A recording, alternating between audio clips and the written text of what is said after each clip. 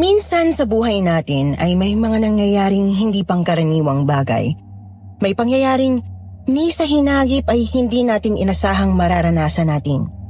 Ito ang nagpapatunay na kung totoo ang Diyos ay meron ding mga masasamang elemento at sugo ng demonyo na ang misyon sa mundo ay ang maghasik ng lagim. Ngayong araw na ito ay isang nakapangingilabot na kwento na naman ang ating mapakikinggan. Halina't sabay nating pasukin ang isang mundong nababalot ng misteryo at katatakutan.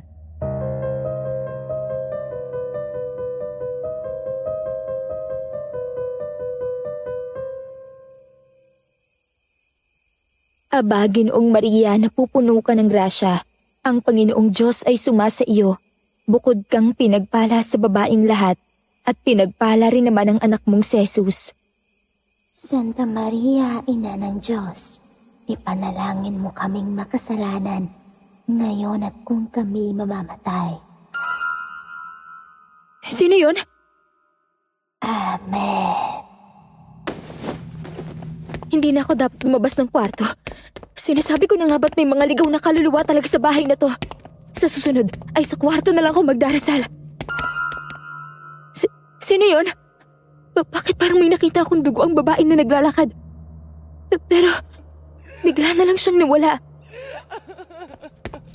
Papasok na ako sa kwarto. Kung ano-ano na lang ang nakikita ko dito. Baka kailangan ko lang tong itulog.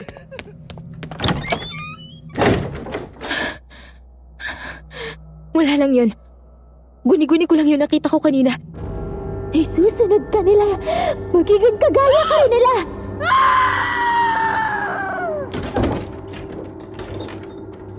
Babe, ano nangyari sa'yo? Ba't ka sumisigaw? Lumabas na ako saglit para magpahangin tapos bigla ako na lang narinig na sumisigaw ka. May babae. Ano? Nasaan? Bigla siyang nawala. Pero maniwala ka, nandito lang siya kanina. Maputla, duguan. Nakakatakot yung itsura niya. Parang multo. Babe, please calm down. Walang multo dito, okay? Baka namalikmata ka lang. Kung ano-ano kasing iniisip mo nitong mga nakaraang araw eh. Alam mo namang bukas ang sixth sense ko, diba? Minsan ay hindi ko nakikita ang mga multo.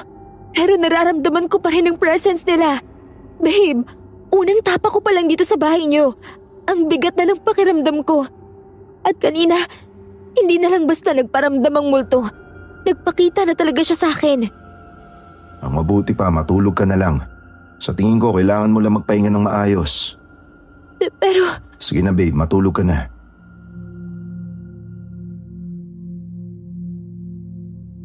Isang magandang araw po sa inyo, Miss Anne.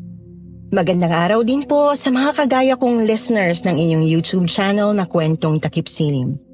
Tawagin niyo na lang po akong Janet, Tubong, Maynila. At ang kwentong isashare ko po sa inyo ay nangyari noong 20 anyos pa lamang ako. Taong 1996 po noong dinala ako ng boyfriend kong si Dennis sa kanilang lugar sa Capiz. Doon po sana nagaganapin ang kasal namin. Uli lang lubos na po ako mula nung namatay ang aking mga magulang dahil sa isang vehicular accident. Wala akong kapatid at hindi rin ako close sa mga relatives ko. Kaya naman si Dennis na lang ang tangi kong mahal sa buhay noon. Sobrang saya ko po nung dumating siya sa buhay ko. Ramdam ko kasi talaga ang pagmamahal niya sa akin at alam kong hindi na ako mag-iisa pa. Kaya nung niyaya niya akong magpakasal sa kanilang probinsya, ay kaagad akong pumayag. Ang hindi ko alam, doon ko pala haharapin ang pinakamadilim na parte ng buhay ko.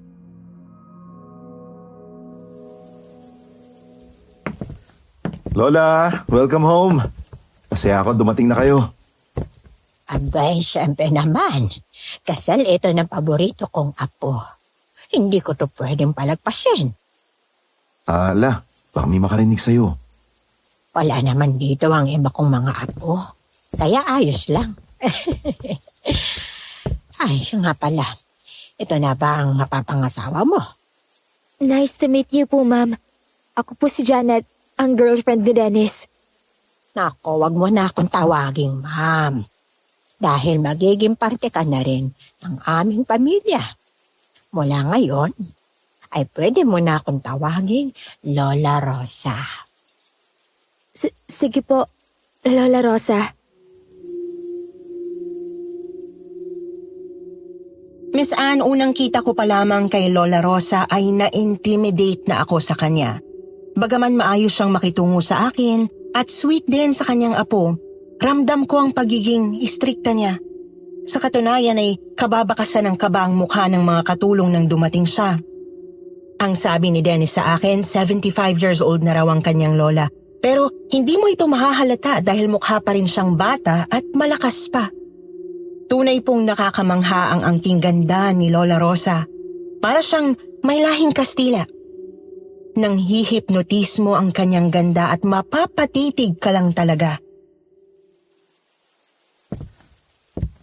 Halika, sumama ka sa akin sa kwarto ko. May papasukat ako sa'yo. Dala niyo na po ba yung wedding gown? Siyempre naman. Pwede ko ba makalimutan yon? At base sa pangangatawan ni Janet, nako, napaka-perfecto nito para sa kanya.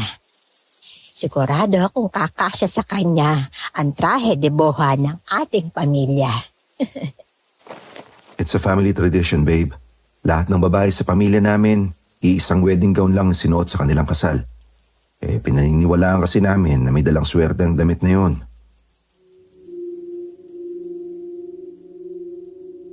Sinama nga po ako ni Lola Rosa sa kanyang kwarto. Nagpaiwan naman sa labas si Dennis para asikasuhin ang mga pagkain. Hindi ko maipaliwanag ang dahilan kung bakit ang bigat-bigat ng pakiramdam ko nung mga oras na yon. Mabait naman si Lola Rosa sa akin at hindi ko rin naramdaman na ayaw niya sa akin para sa kanyang apo.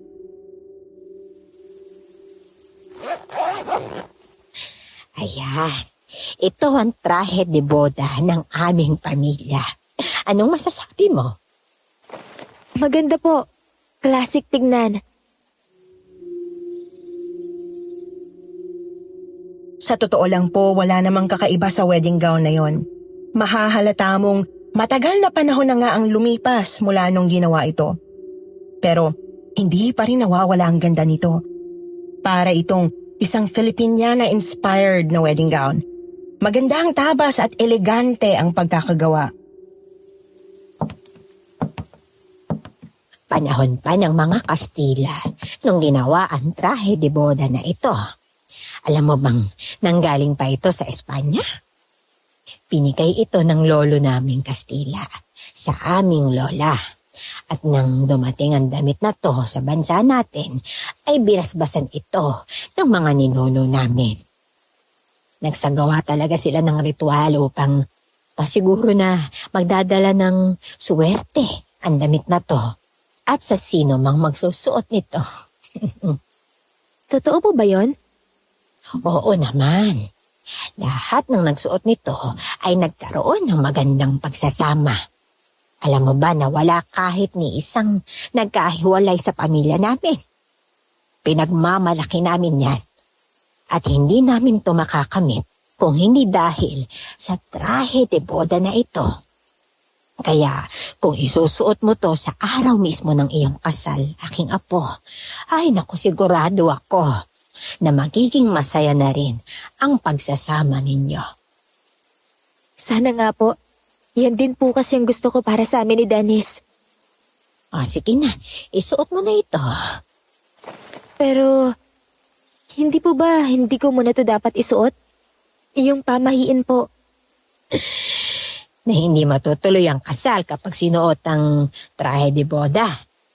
Nako, huwag kang magpapaniwala sa ganyan. Walang basihan ng pamahiin na yan. Kaya sige na, isuot mo na. Sige po. Ay, maiwan muna kita rito para makapagbihis ka, ha? Tawagin ko lamang si Dennis para makita kanyang suot naman ang trahe de boda.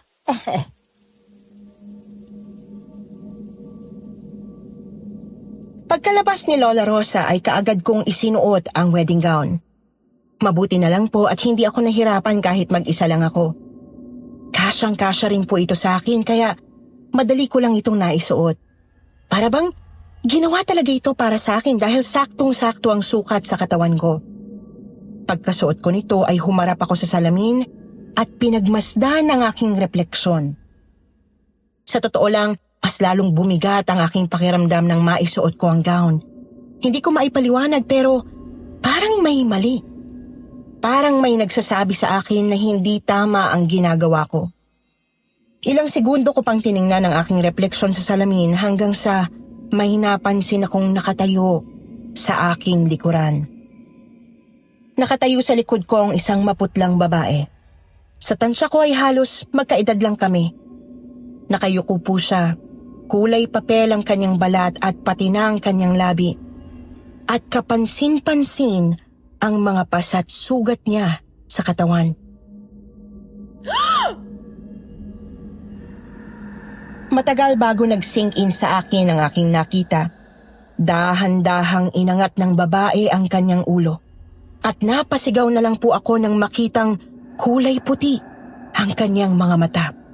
Tumindig ang aking balahibo nang humisi siya na parang demonyo at dito ko nakita ang napakaraming dugo mula sa kanyang bibig. Babe, ano nangyari sa'yo? Iha, ayos ka lang? Ba't ka sumisigaw? Sakto naman na nawala ang multong babae nang pumasok sina Dennis at Lola Rosa. Gusto ko namang sabihin sa kanila ang tungkol sa nakita ko, pero ayokong mainis sa akin si Dennis dahil hindi naman siya naniniwala na may mga multo sa bahay nila. Kaya umakto na lang ako na parang okay lang ako. Sorry po. May dumaan lang na ipis kaya napasigaw ako. May ipis dito sa kwarto ko. Ay nako, Dennis, pagsabihan mo nga ang mga katulong natin. Mukhang hindi nila nililinisan ng maayos itong silid ko. Ay nako, hindi porket nasa Laguna na ako nakatira, pababayaan na lamang nila ang kwarto ko rito. Opo la, kakausapin ko po sila. Ay pasensya ka na, Iha. Okay lang po. Pero, tingnan mo siya, Apo. Hindi ba't bagay na bagay sa kanya ang trahe de boda? Trumiple pa yata ang kagandahan ng mapapangasawa mo. Totoo, bagay na bagay sa'yo, babe. Salamat. Mula pagkabata ay nakakakita na ako ng mga hindi pangkaraniwang nilalang. At kahit hindi ko sila nakikita, minsan ay nararamdaman ko pa rin ang kanilang presensya. At magmula nung sinuot ko ang wedding gown, pakiramdam ko may nag-iba sa akin. Hindi ko lang po maipaliwanag kung ano ito mismo. Hanggang sa kinagabihan ay nagkaroon ako ng isang masamang panaginip.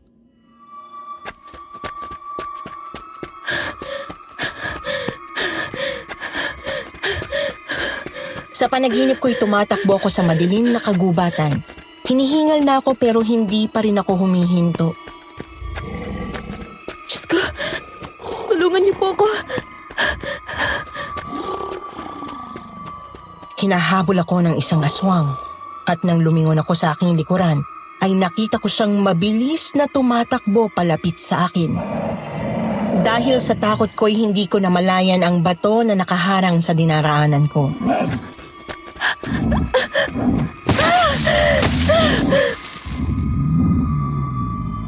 Nadapa ako dahilan para maabutan ako ng aswang. Napasigaw ako ng sobrang lakas nang makita ang akmang pagsugod niya sa akin. Takot na takot po ako noon, Miss Anne, pero tinanggap ko na lang ang kapalaran ko dahil alam kong wala akong kalaban-laban sa halimaw na handang umatake sa akin. Pero bago pa man siya tuluyang makalapit sa akin ay nagising na ako mula sa bangungot na yon.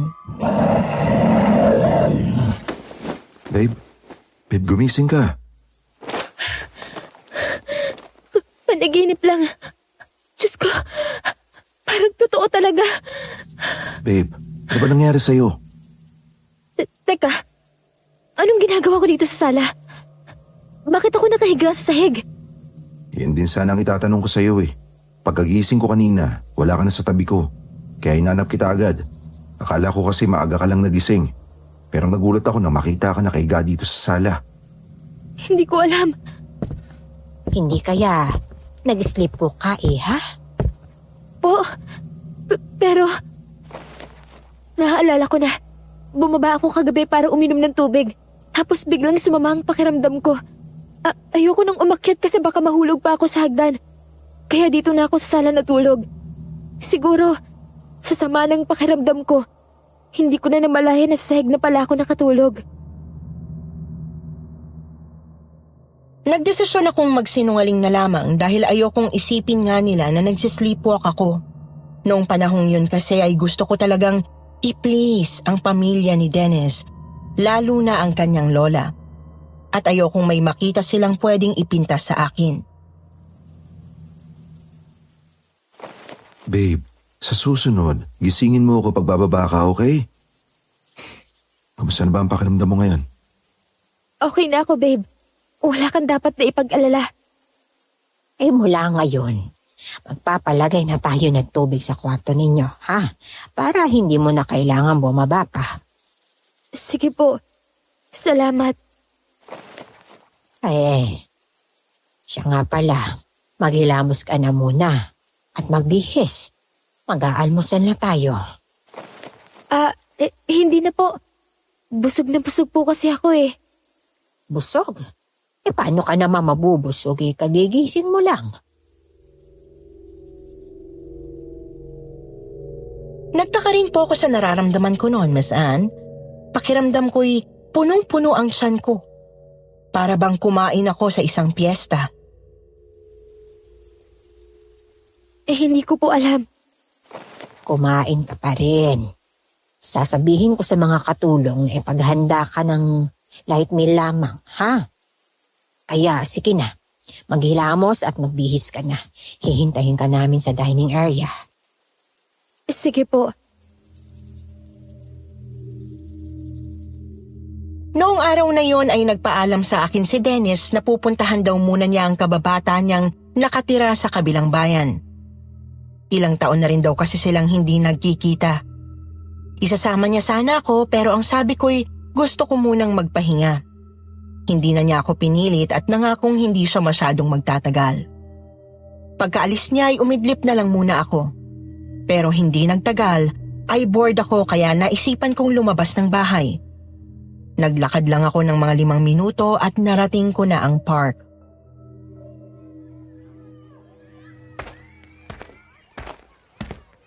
Ang sarap talaga ng buhay dito sa probinsya. Simple lang, tahimik, tsaka preskong hangin.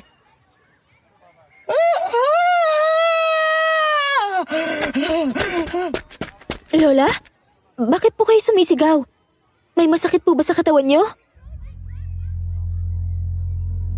Habang naglalakad-lakad sa park ay nakasalubong kong isang matandang babae. Uugod-ugod na po siya at halos hindi na makapaglakad ng maayos. Hanggang balikat ang haba ng kanyang ubaning buhok at kulubot na rin ang kanyang mukha at katawan. Bigla na lang siyang sumigaw nang makita ako. Para bang takot na takot siya sa akin at hindi ko alam kung bakit. Nang tinangka ko siyang lapitan, ay mabilis siyang umatras na naging dahilan para madapa siya.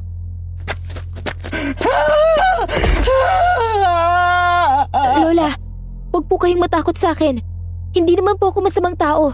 Tutulungan ko lang po kayong tumayo. Halimaw ka! Isa kang alagad ng dilim! Po? Hindi po, La. Sa puntong yon ay medyo nahiya na ako dahil pinagtitinginan na kami ng mga tao. Kinilabutan din po ako dahil parang siguradong matanda sa kanyang sinasabi. Sa kabila nun ay naawa pa rin ako sa matanda at ayokong basta na lang siyang iwan. Para kasing walang ibang gustong tumulong sa kanya. Lalapitan ko na sana siya ulit nang biglang may humila sa akin papalayo. Ano sa tingin mo ang ginagawa mo? Lola Rosa. Sinundan kita rito dahil ang sabi ng katulong ay basta ka na lamang daw umalis. Tag-alala ako. Nagpapahangin lang naman po ako dito. Sa susunod ay wag na wag kang aalis ng bahay nang mag-isa. Maliwanag. Bakit naman po? Parang safe naman po itong lugar niyo. Maski na. Mas mabuti pa rin yung nag-iingat tayo. Pasensya na po kung pinag-alala ko kayo. Pero tutulungan ko lang muna po siyang makatayo. Hayaan mo na siya. At huwag mong pakinggan ang mga sinabi niya. Kita mo namang ulyanin ng matandang yan. Pero po… Janet, huwag matigas ang ulo. Halika na, umuwi na tayo. Ito ang unang beses na nakita kong galit si Lola Rosa. Kaya naman dahil sa takot ko sa kanya ay sumama na lang ako agad pa uwi. Pero hindi pa rin talaga mawala sa isipan ko ang matandang babae at ang sinabi niya sa akin. Kahit alam kong wala na siya sa katinuan ay parang may bigat pa rin ang pagtawag niya sa aking halimaw at alagad ng dilim.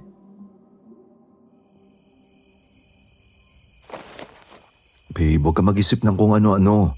Kagaya nga ng sinabi ni Lola, wala na sa katinuan ng matandang yon. Kaya walang basihan ng mga sinabi niya. Tsaka, paano ka naman magiging halimaw? Sa ganda mong yan? Hindi kasi talaga mawala sa isip ko eh. Basta huwag ka na ma-stress sa mga walang kakwenta-kwentang bagay, okay? Tandaan mo, darating na bukas sa mga relatives namin. Pamimit mo na yung mga magulang ko. Paplanuin na natin na maayos ang kasal natin. Isa pa yan. Kinakabahan rin ako dyan. Wala kang dapat na ipangamba dahil sigurado ako magugustuhan ka nila. Si Lola Rosa nga, masyadong pihikan at masungit na gustuhan ka. Sila pa kaya? Mababait silang lahat, babe. Kaya huwag kang kabahan. Okay. O sige na, magpahinga na tayo at lumalalim na ang gabi. Tumangulang ako at ipinikit ang aking mga mata.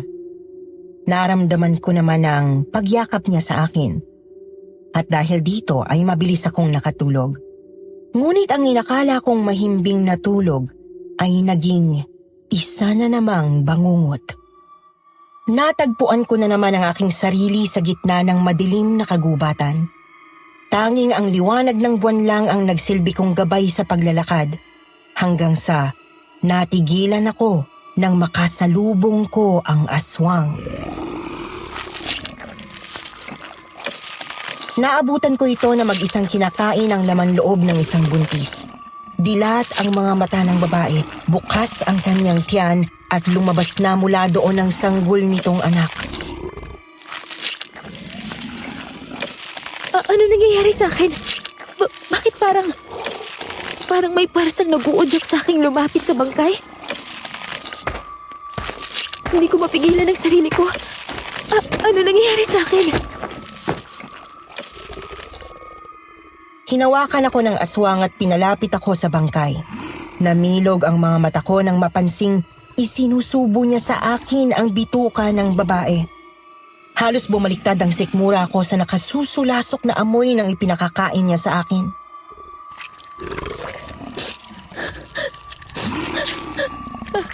Ayoko.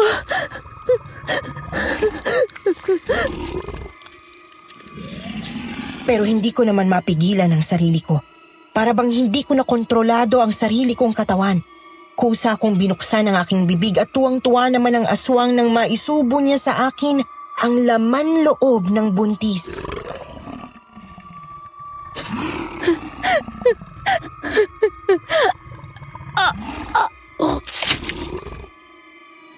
Ilang saglit ang lumipas ay nagising na ako mula sa bangungot na yon. Pero hanggang sa pagising ko ay ramdam ko pa rin ang pandidiri sa ginawa ko. Kaya muli na naman akong sumuka.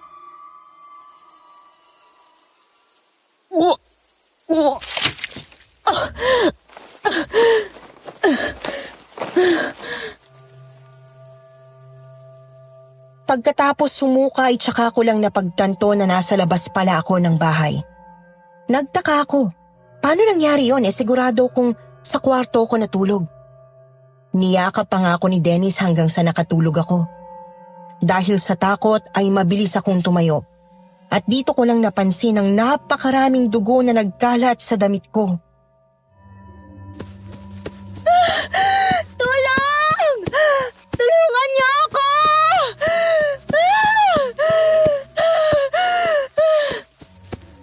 Babe! Tulungan mo ako! Paano ka napunta dito? At bakit duguan ka? Hindi ko alam. Hindi ko maintindihan kung paano ito nangyari.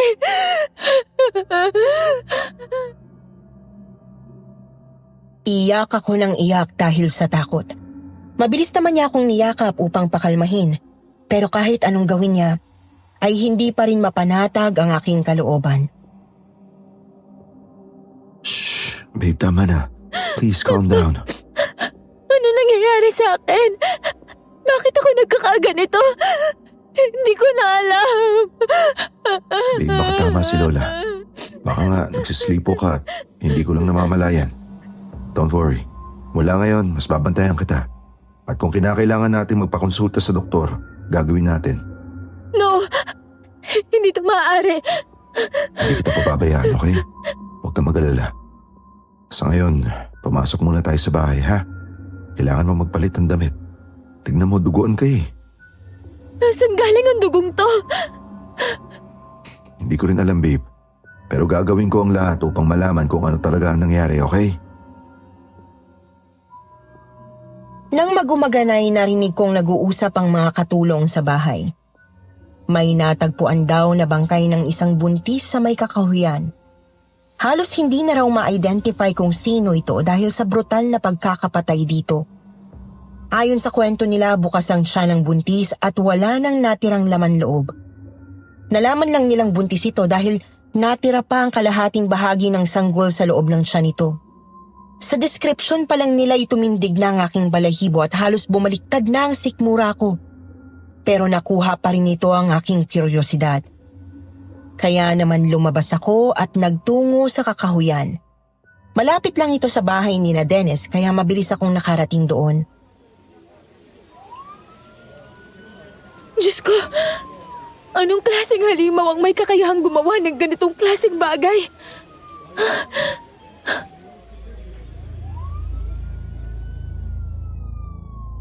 Nilalangaw na ang bangkay pagkarating ko sa kakahuyan. Saktong-sakto nga ang deskripsyon ng mga katulong. Parang nadurog ang puso ko sa aking nakita, Miss Anne. Awang-awa ako sa sinapit ng babae. Pinakinggan ko ang usap-usapan ng mga tao at lahat sila ay iisa lang ang naiisip. Pinatay ito ng aswang. Namilog ang mga mata ko sa takot. Bilang laki sa syudad, hindi ako madalas nakakarinig ng mga kwento tungkol sa aswang. Gayunpaman ay naniniwala pa rin ako sa existence nila. At kung totoong aswang ang pumatay sa babaeng natagpuan sa kagubatan, ibig sabihin ay hindi na kami ligtas sa lugar na yun. Babe, anong ginagawa mo dito? Halika na, umuwi na tayo. Paano mo na lamang nandito ako? Nakita ka ng isa sa mga katulong natin na papunta dito.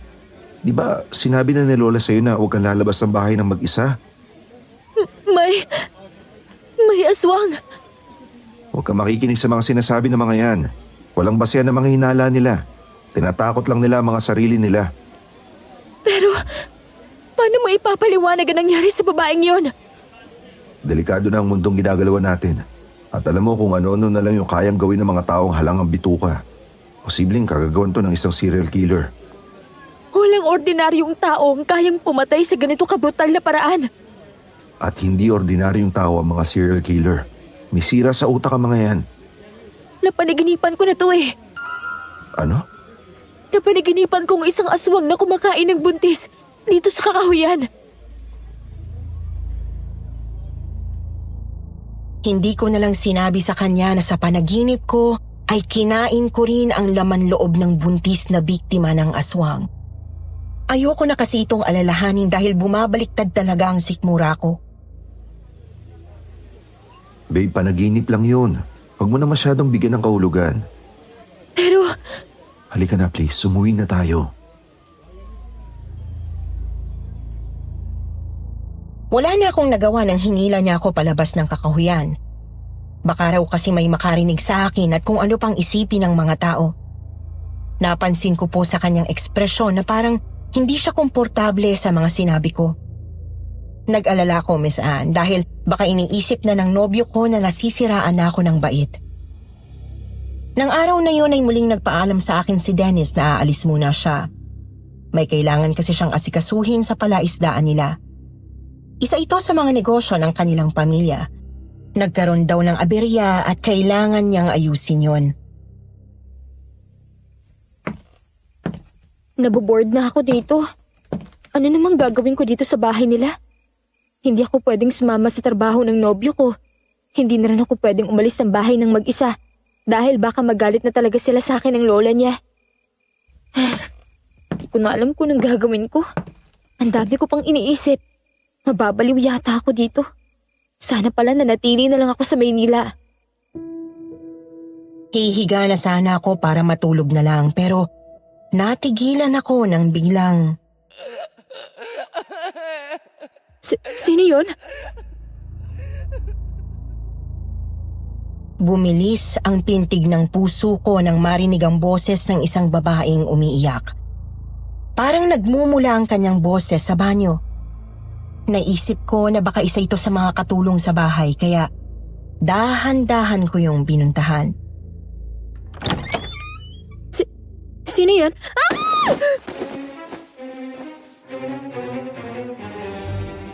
Nang hilakbot ako sa tumambad sa akin pagkapasok ko ng banyo. Isang babae ang nakaupo sa semento at naliligo sa sarili niyang dugo.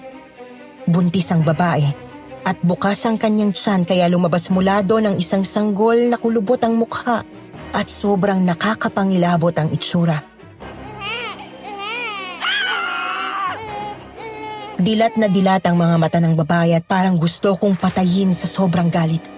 Gusto kong tumakbo pero hindi ko naman maigalaw ang katawan ko kaya wala akong ibang nagawa kundi ang sumigaw. Anong nangyari sa'yo, Iha? Bakit ka umiiyak? Lola, may multo po sa banyo. Duguan siya at galit na galit sa akin. Tingnan niyo po. Nasaan na siya? Nandito lang siya kanina. Bakit siya biglang nawala? Lola, maniwala po kayo sa akin. Nagsasabi ako ng totoo. Iha, sigurado ka bang maayos pa ang katinoan mo? Abay, hindi kaya may sakit ka at nag-halusinate ka na? Hindi po. Totoo ang sinasabi ko sa inyo. Nasaan ang babaeng tinutukoy mo? Wala naman na. Kaya, pwede ba? Kumalma ka na. Mas mabuti siguro kung magpahinga ka muna. Hindi ko na po alam kung ano nangyayari sa akin. Mula nung sinuot kong wedding gown, pakiramdam ko ay may nagbago sa akin. Hindi ko maipaliwanag kung ano, pero may iba po eh. Parang hindi na ako to. Ano naman ang kinalaman ng isang inosenteng damit sa nangyayari sa'yo? Nagsimula lang naman po ang mga kababalaghang tumula nung sinukat kong gown. Sabay, napakabastos mo. Sino ka ba sa tingin mo para insultuhin ang tradisyon ng aming pamilya? Lola, pasensya na po. Hindi ko naman po intensyong bastusin kayo. Huwag ka nang magpaliwanag. Hindi ko na nagugustuhan ang tabas ng dila mo ang buong akala ko'y magaling pumili ng babae ang apo kong ito. Pero isang walang modong babae lang pala ang gusto niyang pakasalan.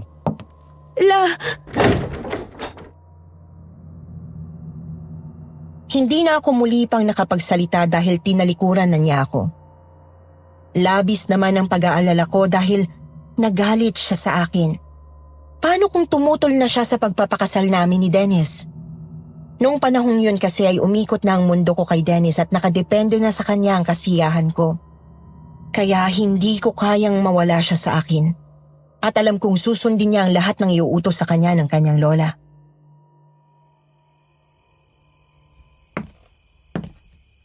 Tama na, huwag ka na mag-alala. I'm sure nadala lang din si Lola sa kanyang emosyon. Gusto ka noon. Pagkatapos na nangyari kanina, hindi na ako sigurado sa bagay na yan. Kausapin mo lang siya ng maayos, magpaliwanag ka. Lambingin mo ng konti kung kinakailangan. Basta maniwala ka sa akin, madali lang palambutin ang puso ni Lola Rosa. As long as maramdaman niya lang na sincere ka sa paghingi ng tawad sa kanya. Susubukan ko. At dahil ayokong mawala sa akin si Dennis, Pinuntahan ko nga si Lola Rosa sa kanyang kwarto ng gabing yon.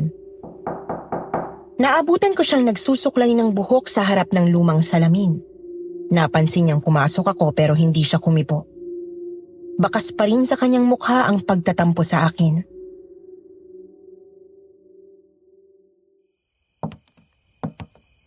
La, gusto ko lang pong mag-sorry sa nangyari kanina. Maniwala po kayo, wala akong intensyong bastusin kayo o ang tradisyon ng pamilya niyo. Magiging parte ka na ng pamilyang ito sa oras na maikasal kayo ng aking apo. Kaya mahalaga sa akin na marunong kang rumispeto sa mga tradisyon ng pamilya. Naiintindihan ko po. Hindi ko rin po alam kung bakit ko nasabi mga bagay na yun kanina. Masyado lang talaga akong maraming iniisip. Ramdam ko nga na stress ka sa maraming bagay. Pero iha, sa susunod, magdadahan-dahan ka naman sa mga pananalita mo, ha?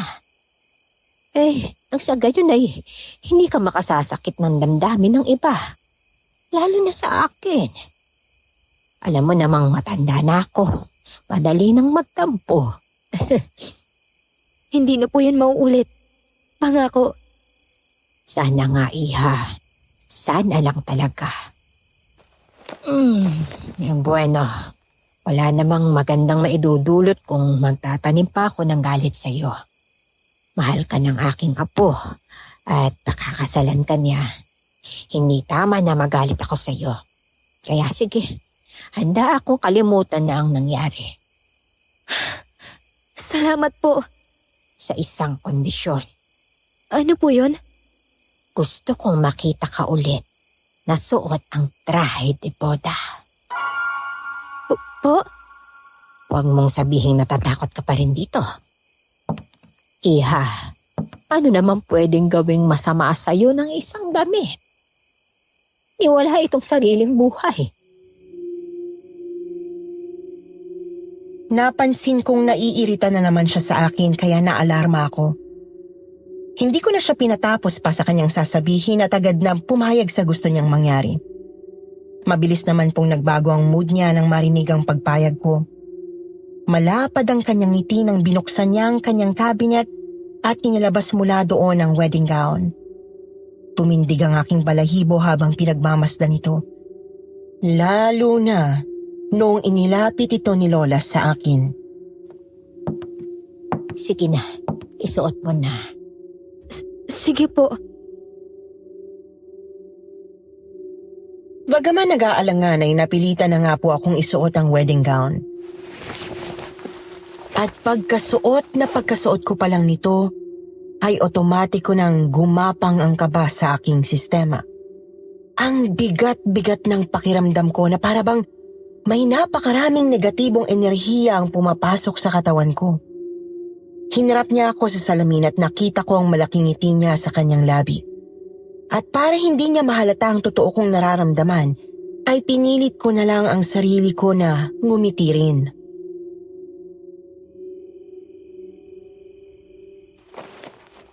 Kita mo na? Wala namang kakaiba, hindi ba? Normal na trahe de boda lamang ito. Oo nga po. Ikaw kasi, masyadong malikot ang imahinasyon mo. Hindi ka na bata para maging ganyan, iha. Sorry po.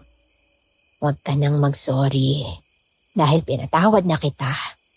Ngayon, ang gusto kong gawin mo ay pagmasdan mo ng mabuti ang sarili mo sa salamin.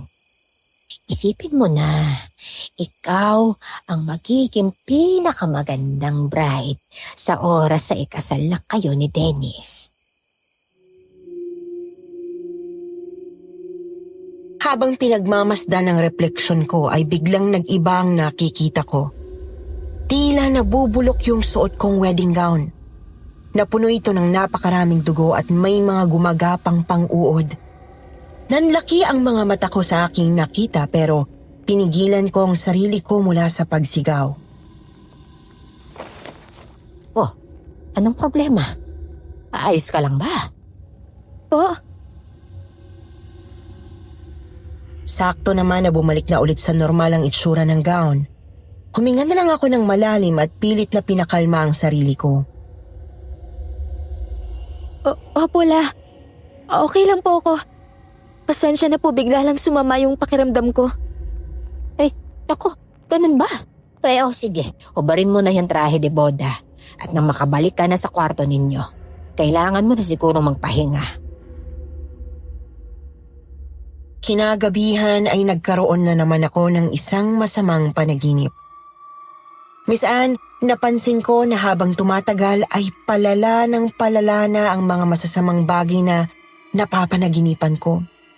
Sa pagkakataong yon ay natagpuan ko ang aking sariling nakahiga sa may hardin. Madilim ang paligid at halos masuka ako sa isang nakakasulasok na amoy. Bakit ako nandito? Paano ako napunta dito sa garden?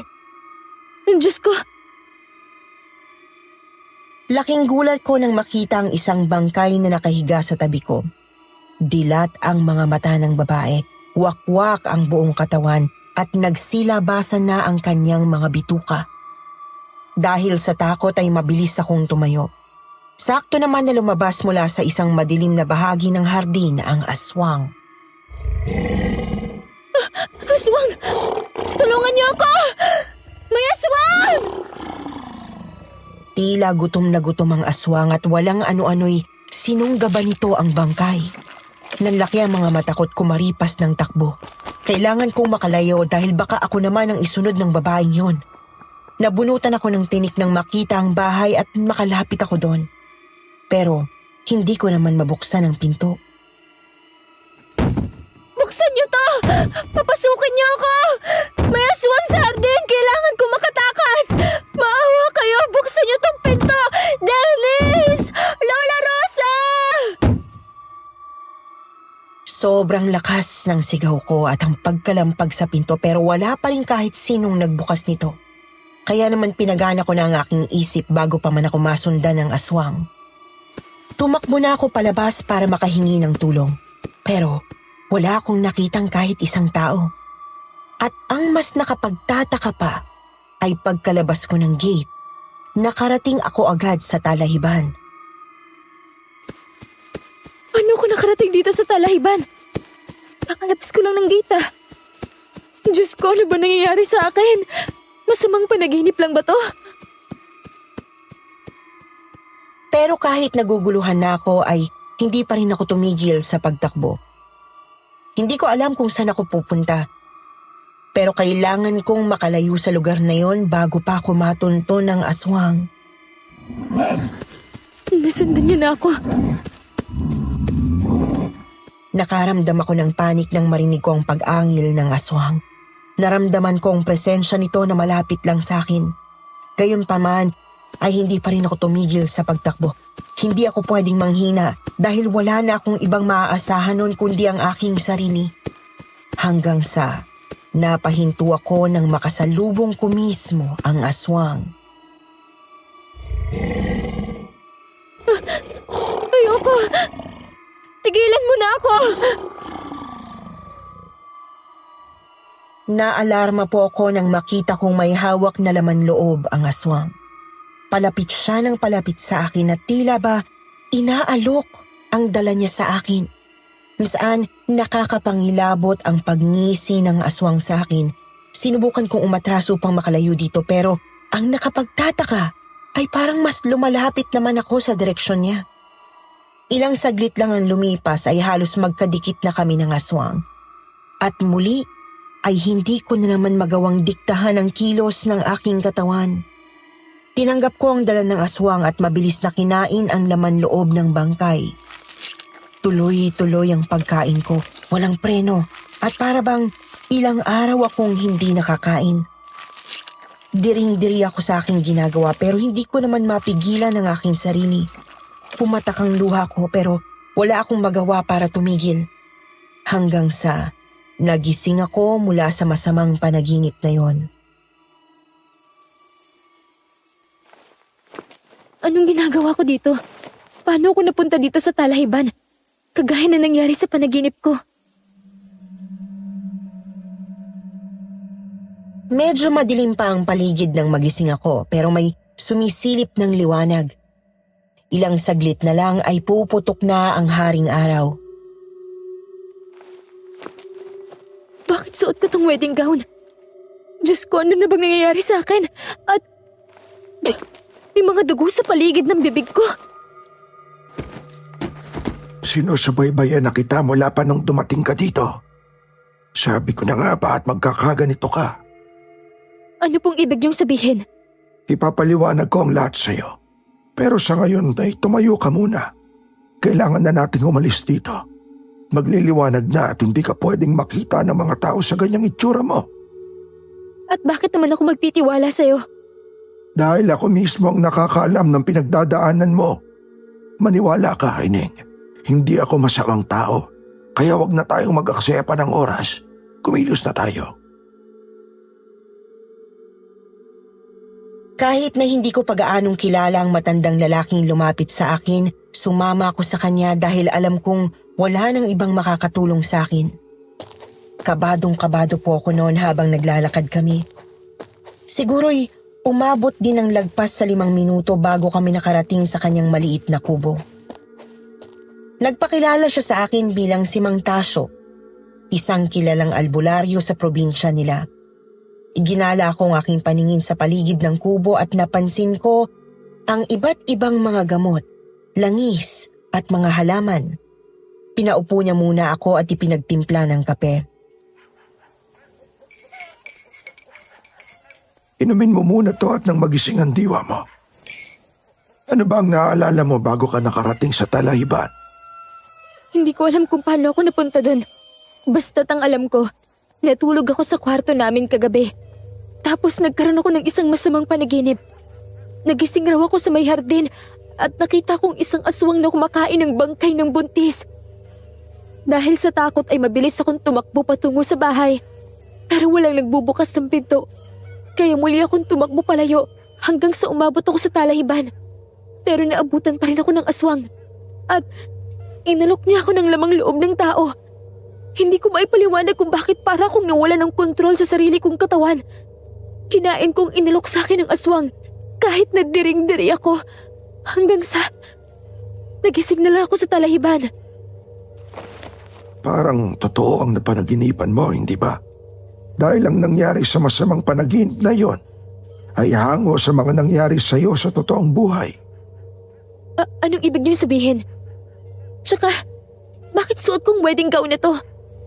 Mang Tasyo, may napapansin ba kayong kakaiba sa damit na to? Kasi, mula nung sinuot ko to, pakiramdam ko ay may nag-iba sa akin.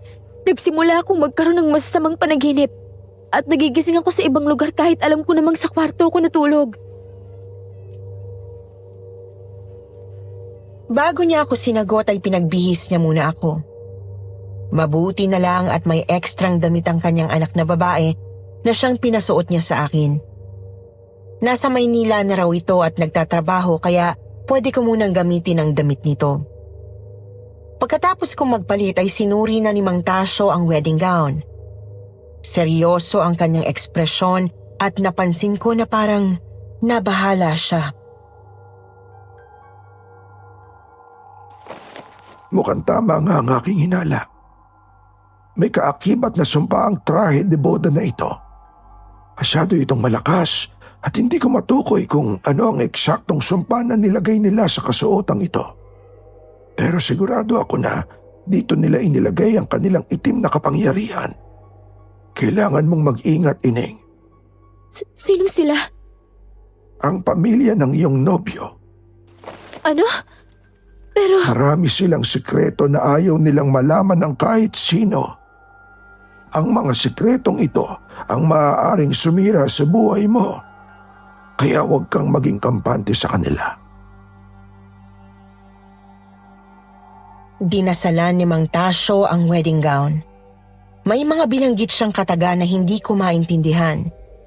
Pinausukan niya rin ito at may pinahid pang langis sa paligid ng damit. Ayon sa kanya ay hindi raw ito basta-bastang matatanggal kahit na labhan pa ang damit. Ito raw ang magsisilbing proteksyon ko laban sa itim na kapangyarihang nakapaligid sa damit na yon. Pero pansamantala lang daw ito at hindi maaaring gamiting panlaban sa kapangyarihang itim. Kailangan ko pa rin gumawa ng paraan upang makalayo sa pamilya ni Dennis. Sige na. Kailangan mo nang umuwi at baka magtaka na sila. Tandaan mo ang sinabi ko sa iyo, Ineng, ha? Hindi mo maaaring pagkatiwalaan ang mga taong nakapaligid sa iyo. Opo, Mang Tasyo. Tatandaan ko po mga sinabi niyo. Sana nga po'y matakasan ko sila. Ipagdarasal ko ang iyong kaligtasan. Maraming salamat po. Hindi na ako nagtagal sa kanyang kubo at kaagad na akong naglakad pabalik sa bahay. Sinalubong naman ako agad ni na Dennis at Lola Rosa. Baka sa kanilang mukha ang pag-aalala.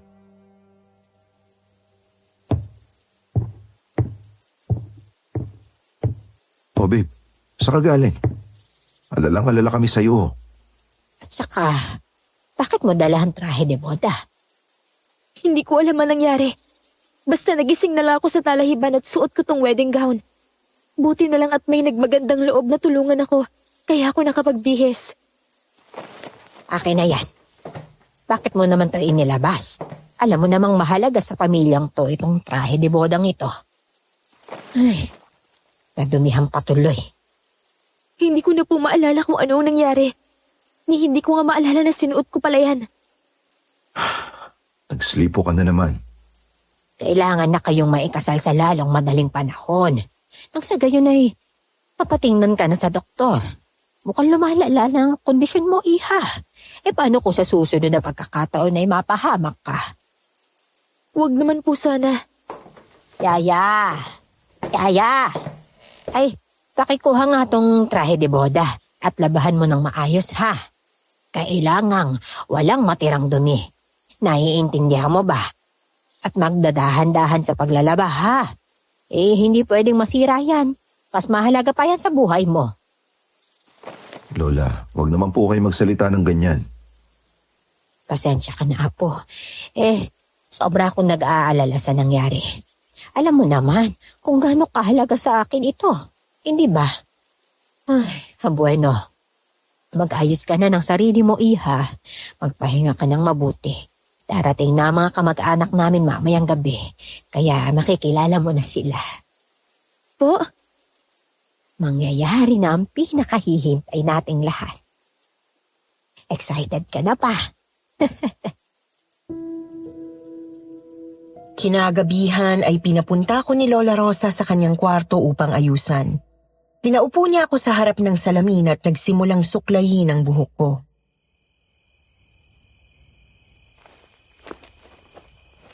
Oh, bakit parang hindi ka naman nasasabik? Nakikilala mo na ang buong pamilya. Medyo kinakabahan lang po. Unang beses ko kasi silang makikita. Siyempre, hindi ko magawang alisin sa isip ko ang posibilidad na baka hindi nila ako magustuhan. Ano bang sinasabi mo? Kung ako ngayon nagustuhan ka, sila pa kaya? Mahusay akong kumilatis ng tao, iha. At unang kita ko pa lamang sa'yo ay magaan na kaagad ang loob ko. Alam ko na hindi nagkamali ang apo ko sa pagpili sa iyo. Salamat po, Lola Rosa. Mahalaga po sa akin ang opinyon nyo. Kung ganon, ay huwag ka nang mag-isip ng kung ano-ano pa. At saka, mababait ang miyembro ng aming pamilya. Tiyak akong mamahalin ka rin nila kagaya ng pagmamahal namin sa iyo ng aking apo. Ha?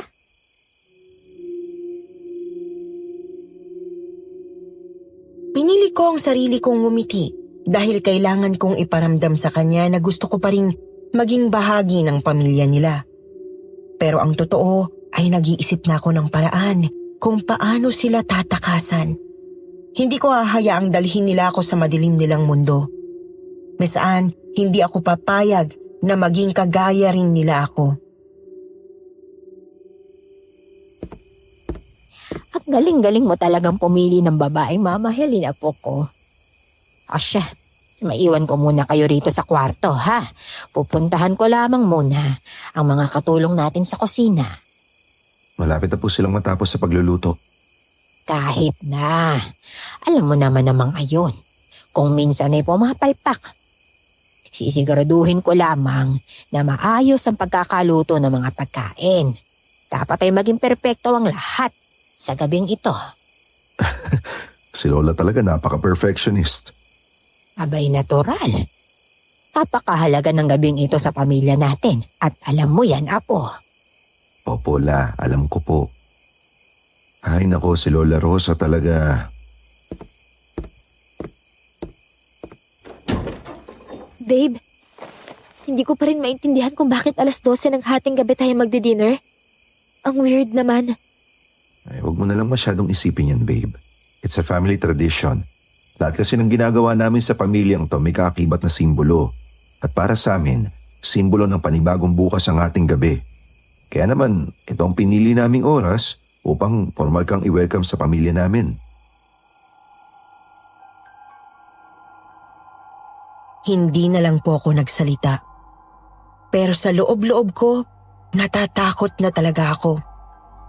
Nararamdaman ko kasi na may mangyayaring hindi maganda sa darating na hating gabi. Pinilit kong kumbinsihin ang aking sarili na magiging maayos din ang lahat. Pero kahit anong gawin ko, ramdam ko pa rin ang nakaambang panganib. Iniwan muna ako ni Dennis upang tulungan ang lola niya sa paghahanda sa baba. Tutulong din sana ako pero hindi siya pumayag.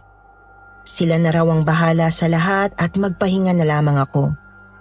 Kaya naman, nanatili ako sa kwarto ni Lola Rosa. Balisa ako noon at paikot-ikot sa paligid ng kwarto para maghanap ng pwede kong daanan.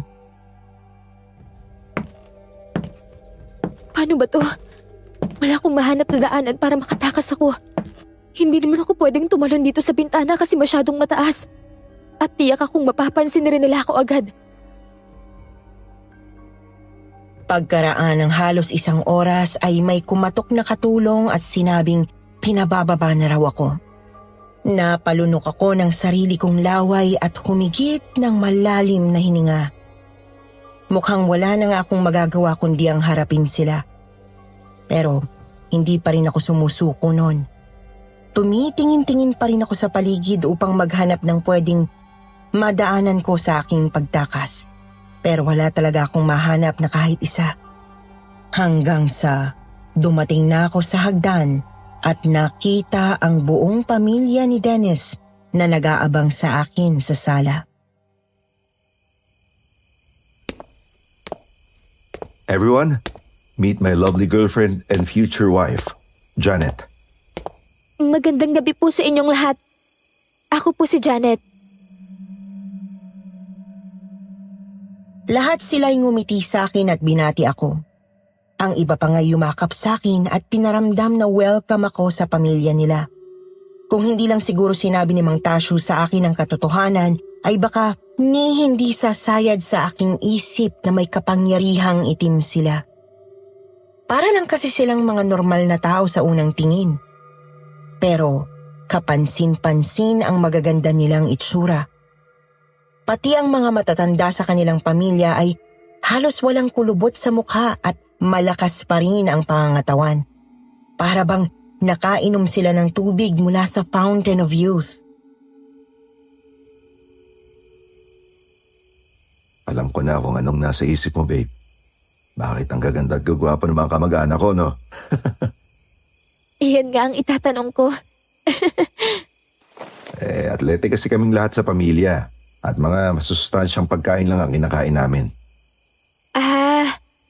Kaya pala.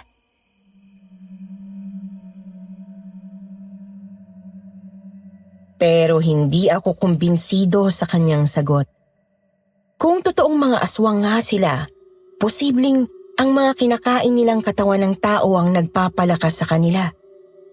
Pero hindi na lang ako nagsalita at pinilit magkunwaring wala akong alam. Isa-isa akong pinakilala ni Lola Rosa sa bawat miyembro ng pamilya. Magiliw naman nila akong tinanggap at ang iba'y nakipagtawanan pa nga sa akin. Ilang saglit lang ay dumating ang mga katulong at nag-serve ng red wine para sa bawat isa sa amin. Well, Ngayong nakilala niyo na ang babaeng mapapangasawa ng aking apo, it's time for a celebration. Tama.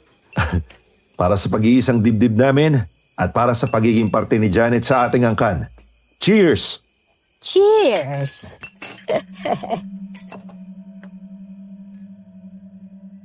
Habang umiinom ay may bigla akong napansing kakaiba sa lasa ng red wine.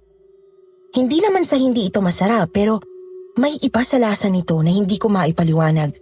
Kaya palihim akong nagtanong kay Dennis. Babe, anong klaseng wine ba to? Well, it's a special kind of wine. Anong special? Bago pa man niya ako nagawang sagutin ay nakuha na ng mga katulong ang atensyon ko.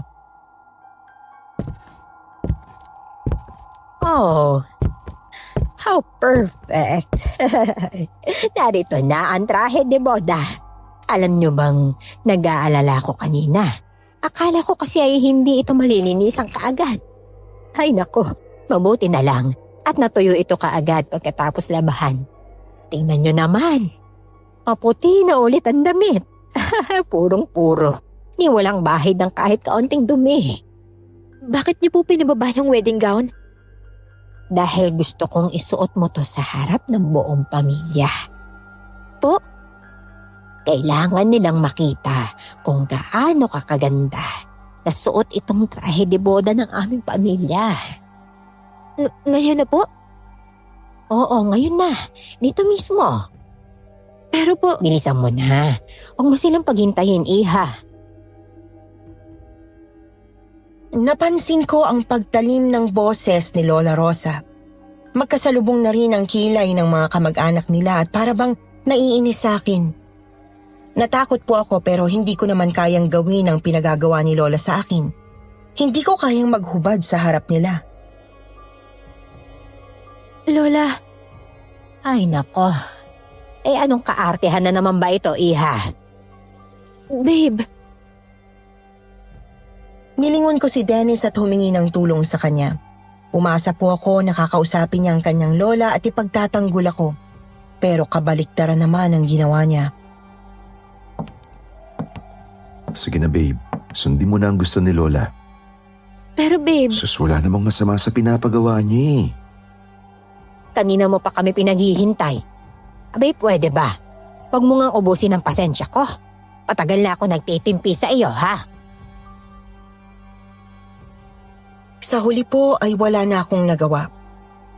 Tumulo ang aking luha habang hinuhubad ko ang aking damit. Nakatingin naman silang lahat sa akin pero wala kang mababasang ekspresyon sa kanilang mukha. Habang sinusuot naman ang wedding gown ay nagdasal ako na sana'y iligtas ako ng Panginoon sa sitwasyon ko. Hindi ko na kasi alam kung anong gagawin ko upang makatakas.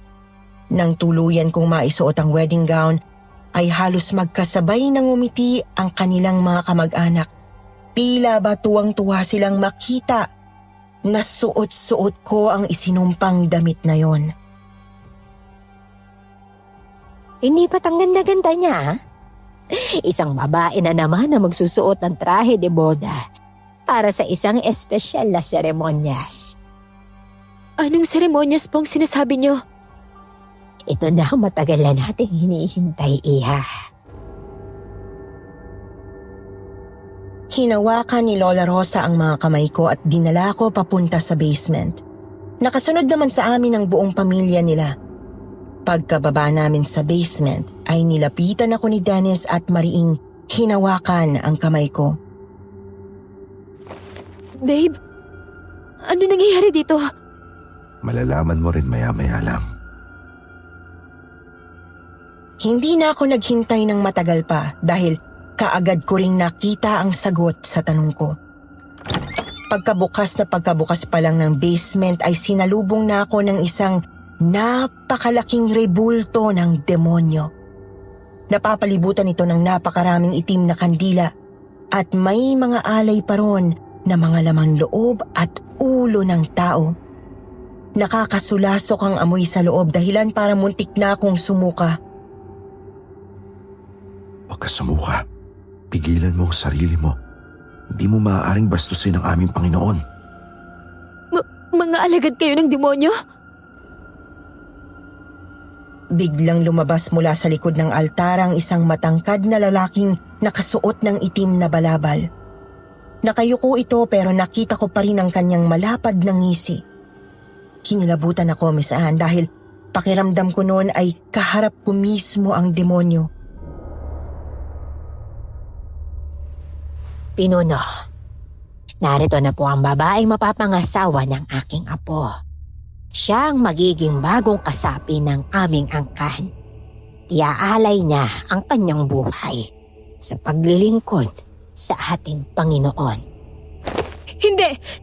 Hindi totoo yan! Kahit kailan ay hindi ko pagsisilbihan ng demonyo! Tumahimik ka! Mga halimaw kayo! Hindi ako magiging kagaya ninyo! Huli na ang lahat. Narito ka na. Hayop ka, Dennis! Niloko mo ko! May inilabas na isang mahabang patalim ang kanilang pinuno mula sa likuran nito. Lumapit siya sa aming dalawa ni Dennis at kaagad na sinugatan ang mga palad namin.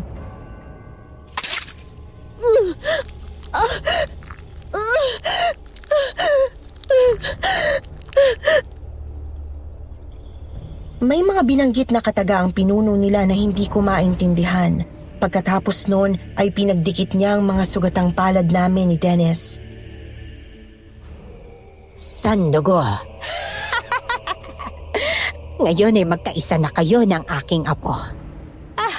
Nagtagumpay kami. May bago na naman kaming naidagdag sa pamilya. Hindi. Hindi pwede.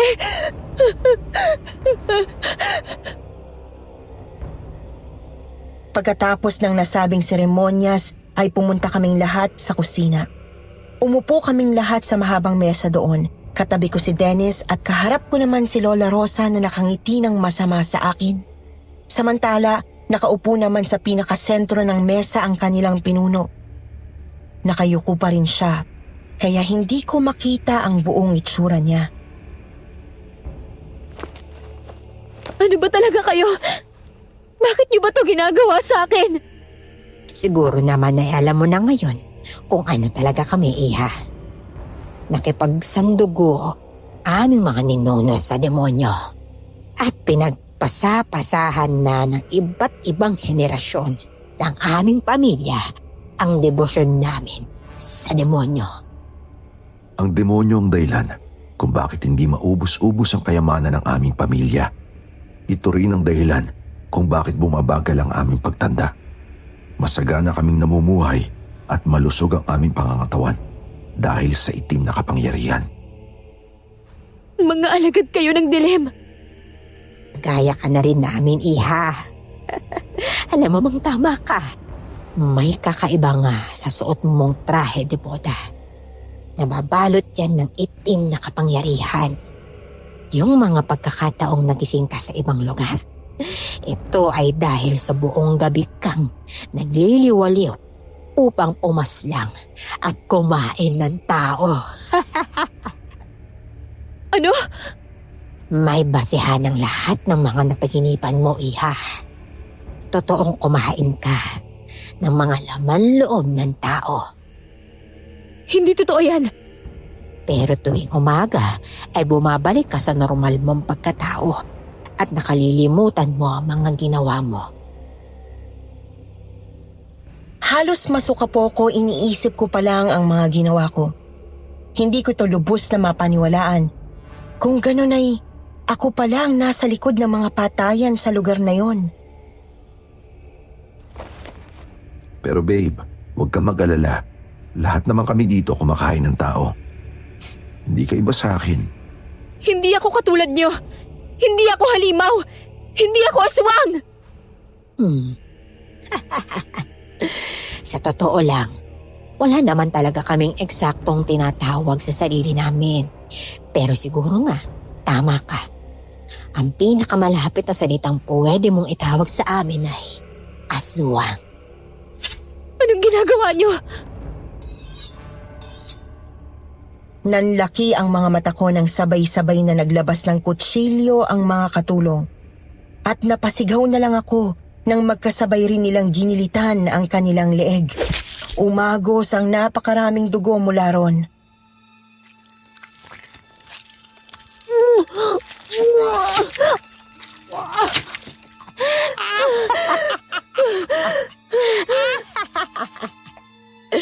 Handa na ang ating hapunan. Halina't ating pagsaluhan. Nasaksihan ko kung paano nila sinunggaban ang bangkay ng mga katulong. Para bang gutom na gutom sila. Tumutulo pa ang laway at walang tigil na kinain ang iba't ibang parte ng katawan ng mga katulong. Minsan, habang pinagmamasdan sila ay bigla akong nakaramdam ng urge na makisalo sa kanila. Hindi ko maipaliwanag kung bakit ako nakaramdam ng ganon. Pero mabuti na lang at napigilan ko ang aking sarili. Kumain ka na. Bilis. Baka maubusan ka. Ayoko! Hindi ako aswang kagaya niyo! Kumain ka na, Janet. Kumain ka. Lumapit si Lola Rosa sa akin, dala ang lamang loob ng tao. Isusubo niya sana ito sa akin. At sa totoo lang, muntik ko na sanang kainin yon. Napalunok ako ng sarili kong laway pagkatapos ay mabilis kong tinulak si Lola Rosa at kumaripas ng takbo. Hindi mo kami matatakasan. Hinawakan ko ang laylayan ng suot kong wedding gown upang hindi ako mahirapang tumakbo. Binilisan ko ang kilos ko bago pa nila ako magawang habulin. Bakit hindi ko ito mabuksan? Nagpaikot-ikot ako sa paligid ng bahay para makahanap ng iba pang pwede kong daanan palabas, pero wala pa rin akong mahanap. Samantala, nakarinig naman ako ng mga yabag. Hinahabulan nila ako. Diyos ko, tulungan niyo po ako. Janet, nasan ka? Lumabas ka. Hindi mo kami matatakasan. Mag-asawa na tayo. Mula ngayon ay pag-aari ka na namin at ng aming Panginoon. Ito na ang buhay mo ngayon, Janet. Wala ka nang magagawa upang takasan pa ito.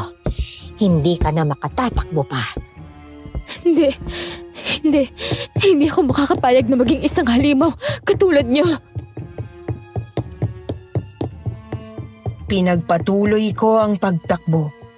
Sa puntong yon ay nakaramdam ako ng desperasyon. Pakiramdam ko kasi ay wala na akong magagawa upang takasan sila. Gayunpaman ay kailangan ko pa rin subukan. Ngunit kalaunan ay naabutan din nila ako, Miss Anne. Namilog ang mga mata ko nang makita ang kanilang itsura. Kulubot na ang kanilang balat at nakakapanghilakbot tingnan ang matalim nilang mga mata. Kapansin-pansin din ang mahahaba at maiitim nilang kuko at tumutulo pa ang kanilang laway na tila ba'y gutom na gutom. Nasa unahan naman nila ang kanilang pinuno at sa pagkakataong yon ay inangat na niya ang kanyang mukha.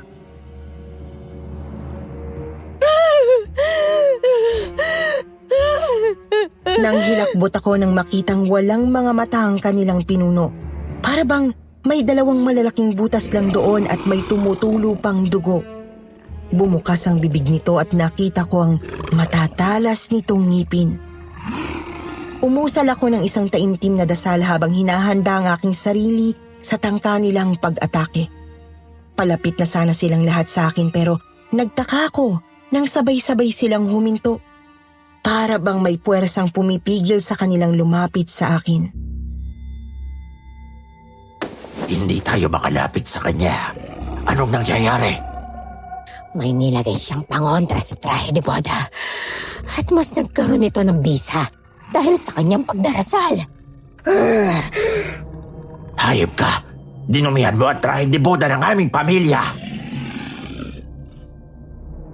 Baka sa kanilang mukha ang galit. Muli namang nanumbalik sa isip ko ang ginawa ni Mang Tasyo sa wedding gown. Mabuti na lang talaga't nilagyan niya ito ng pangontra, kung hindi ay baka pinatay na ako ng mga aswang. Sinamantala ko ang pagkakataon na hindi sila makalapit sa akin. Muli akong kumaripas ng takbo. Hinabol pa rin nila ako pero mas nagkaroon na ako ng tapang sa pagkakataong yon. Alam ko kasi na kahit maabutan ulit nila ako, ay hindi pa rin sila makakalapit sa akin. Habang tumatakbo ay hindi rin ako tumigil sa pagdarasal. Naisip ko kasi na baka mawalan ng bisa ang pangontrang nilagay ni Mang Tasyo sa damit ko kung hindi ko to sasamahan ng dasal. Nakarating ako sa kusina at sinubukan kong maghanap ng mga pangontra na pwede kong gamitin laban sa kanila. Naalala ko na takot sa asin ang mga aswang kaya sinubukan kong maghanap ng asin sa kusina pero wala akong nahanap. May kutsilyo. Kahit papano, pwede ko itong gamitin sandata laban sa kanila. Nabuhayan naman ako ng loob nang makita kong may maliit na pinto sa kusina. Maliit lang ito at parang isang backdoor. Sinubukan kong buksan ito pero nahirapan ako.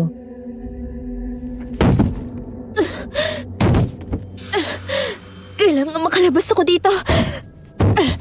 Hindi ko sila hahayaang magtagumpay. Gamit ang lahat ng natitira kong lakas ay sinubukan kong sirain ang pinto. Naririnig ko naman ang mga yabag ng mga aswang na humahabol sa akin. Palapit na sila ng palapit kaya mas binilisan ko ang kilos hanggang sa... Diyos ko, salamat po. Hindi na ako nag-aksaya ng oras. Pagkabukas ng pinto ay mabilis na akong tumakbo palabas. Janet! Bumalik ka dito! Lumingon ako sa likod ko at nakita kong hinahabol pa rin ako ni Dennis. Nagbalik na siya sa kanyang normal na anyo at hindi na siya mukhang aswang. Pero nag-aapoy pa rin sa galit ang kanyang mga mata at determinado pa rin mahuli ako. Huwag kang lalapit sa akin! Halimaw ka! Hindi mo na kami pwedeng takasan. Ito na ang buhay mo ngayon, Janet. Parte ka na ng aming angkan. Hindi ako magiging kagaya nyo! Tumahimik ka. Mula ngayon ay pag-aari ka na ng kadiliman. Hayop ka! Ang buong akala ko ay mahal mo ko. Yun pala, may masama kang binabalak. Bakit ako, ha? Bakit ako ang niloko mo? Dahil nag-iisa ka na lang sa buhay, wala ka ng pamilya. Walang maghahanap sa'yo. Walang hiya ka. Mahal naman kita eh. Maniwala ka. Ikaw lang ang babaeng minahal ko. Kaya nga ikaw rin ang napili kong maging kabilang sa angkan namin. At gusto mong ipagpasalamat ko pa yan? Bakit kasi hindi ka nalang makisapi sa amin? Ayaw mo bang maging makapangyarihan? Pag umanib ka sa amin, habang buhay kang magiging maganda at malakas. Patuloy niya akong kinumbinsi na sumama sa kanila. Pero kahit anong sinabi niya ay hindi pa rin ako natinag. Alam ko kasi sa sarili ko na hindi ako papayag na maging isang halimaw. Muli akong tumakbo palayo habang naririnig ko naman siyang humahabol sa akin. Bumalik ka dito. Sa amin ka na, Janet. Hinihingal na ako pero hindi pa rin ako tumigil sa pagtakbo. Misaan, para akong nasa loob ng isang nakakatakot na palabas kung saan hinahabol ako ng halimaw. Pero hindi ako papayag na matalo sa kadiliman.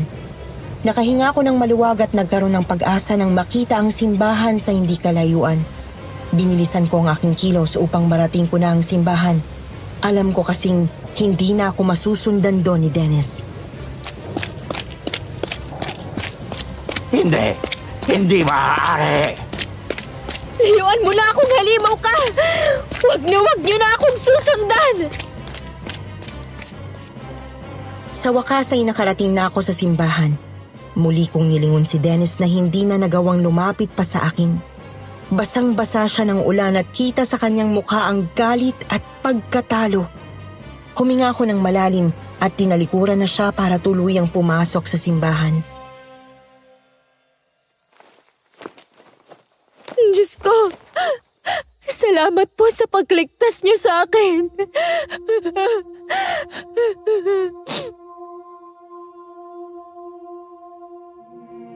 Napaluhod ako sa harap ng altar habang umiiyak.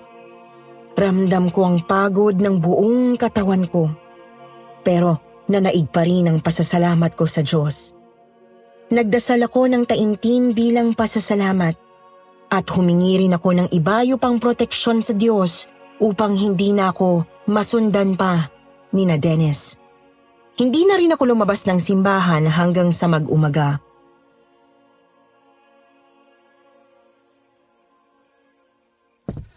Ineng, nakatakas ka nga. Magtasyo! Tama kayo. Mga halimaw nga sila. Mga demonyo sila. Pinag-aralan ko ng mas maigi pa ang damit na yun nung umalis ka. Kahit wala na ito sa bahay ko, ramdam ko pa rin ang kapangyarihan nito. At nadiskubre ko na mga aswang nga ang pamilya ni na Dennis. Pero hindi sila mga ordinaryong aswang. Dahil nagmula mismo sa demonyo ang kanilang kapangyarihan.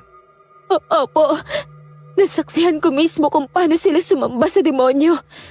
Mabuti na lang talaga't dinasalan niyo itong wedding gown at itong nagsilbing pangontra ko sa kanila. Maraming salamat po sa inyo. Ang mahalaga ay buhay ka at natakasan mo sila. Kumalat ang balita tungkol sa mga lasug-lasug na katawan ng mga katulong sa bahay ni na Dennis. Samantala, bigla na lang daw naglaho na parang bula ang pamilya nila. Kaya silang pinagsususpetsahan na pumatay sa mga katulong. Umalis na sila dahil may nakaalam na ng sekreto nila. Maaaring sa ibang lugar naman sila magtutungo at ibang tao naman ang bibiktimahin nila. Natatakot po ako. Paano kung susundan nila ako? Basta't patuloy ka lang magdasal at mas pagtibayin mo pa ang iyong pananampalataya sa Diyos. Walang kahit na anong kampo ng dilim ang maaaring manakit sa iyo.